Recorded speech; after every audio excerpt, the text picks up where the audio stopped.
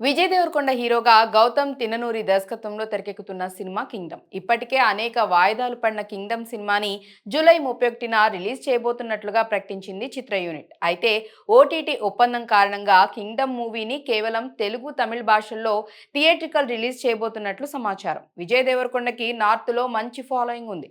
అర్జున్ రెడ్డి మూవీని హిందీ జనాలు ఎగబడి చూశారు. లైగర్ మూవీ డిజాస్టర్ టాక్ తో హిందీలో మంచి ఓపెనింగ్ సాధించింది. కింగ్డమ్ మూవీ టీజర్ కి తెలుగులో ఎన్టీఆర్ వాయిస్ ఓవర్ అందిస్తే తమిళ్లో సూర్య, హిందీలో రణ్బీర్ కపూర్ వాయిస్ ఓవర్ ఇచ్చారు.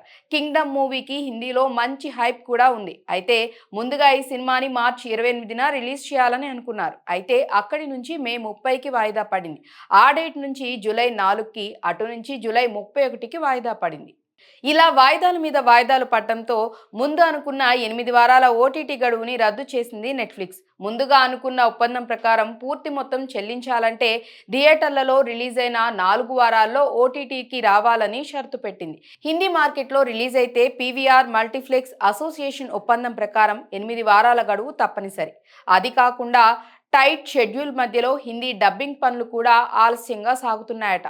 దీంతో కింగ్డమ్ మూవీ హిందీ వర్షన్ సామ్రాజ్య థియేటర్లోకి రావటం లేదు. తెలుగు, తమిళ్ వర్షన్లు మాత్రమే జూలై 31న థియేటర్లోకి రాబోతున్నాయి. విజయ్ దేవరకొండ డ్యూయల్ రోల్లో నటిస్తున్న కింగ్డమ్ మూవీలో Mr Bachchan fame Bhagyashri Borse heroine.